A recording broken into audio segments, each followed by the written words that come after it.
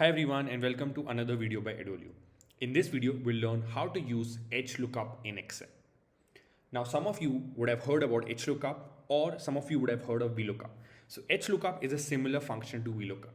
But don't worry, if you have not heard of Hlookup or vlookup and this is the first time you're hearing about it, don't worry. We'll cover everything from the basics.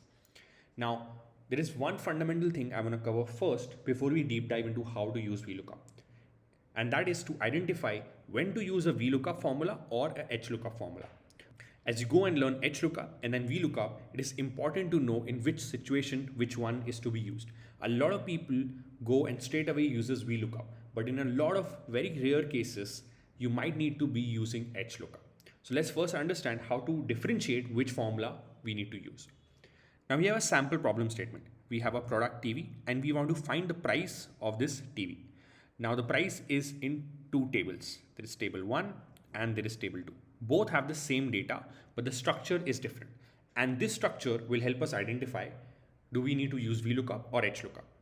Now, in case of vlookup, V stands for vertical. And in case of Hlookup, H stands for horizontal. So let me just write down here quickly. Vertical and Hlookup is horizontal. What this means is if the lookup value is in a column or is represented vertically, then we need to use vlookup.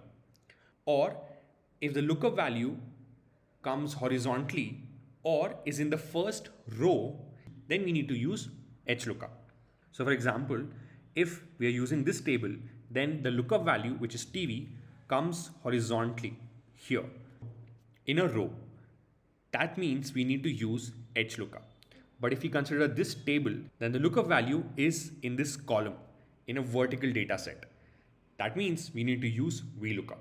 And that's how you can decide either to use vlookup or Hlookup based on the structure of the table.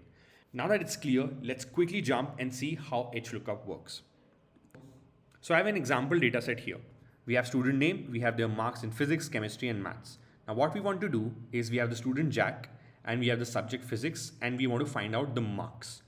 Now here I've used a vlookup formula, right? So for example, if I change physics to chemistry, you would see the marks are updated.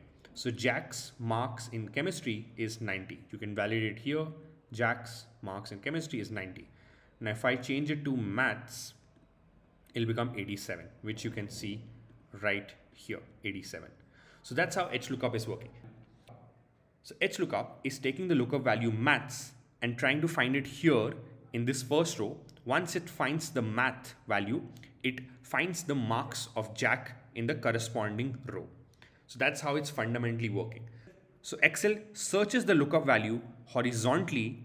Once it finds the value, it moves to the corresponding row and then fetches the value. Now let's see this formula in action.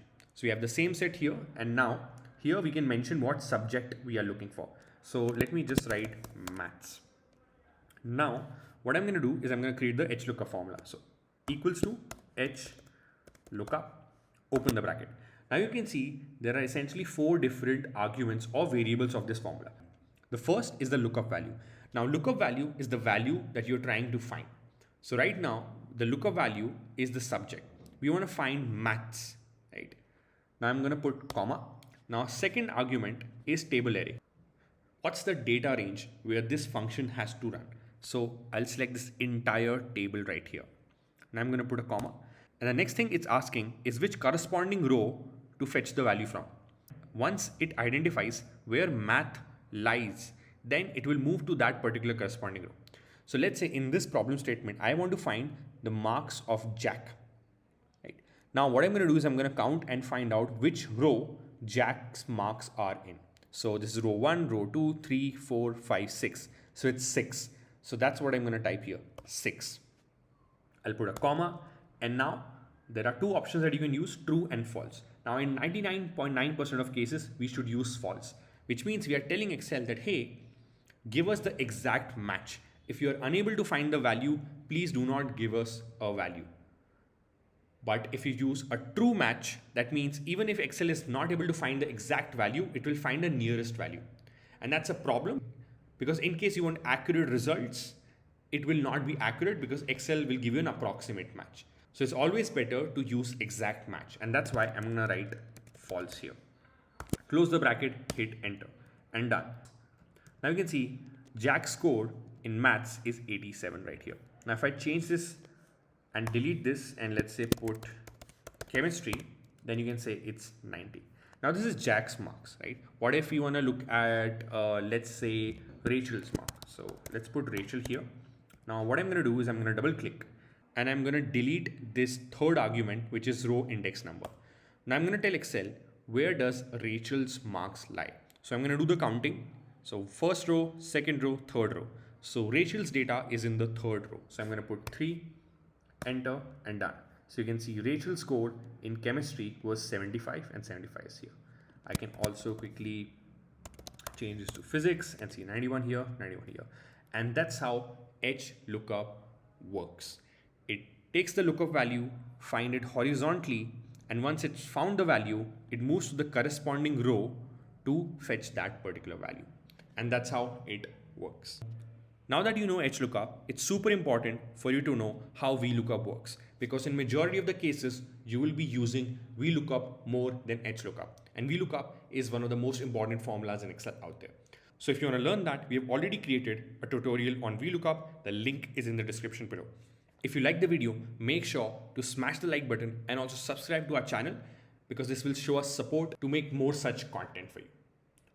Also, if you want to upskill in Excel, learn intermediate and advanced functions like vlookup, pivot tables, pivot charts, Power Query, if statements, and much more, then do check out our advanced Excel course.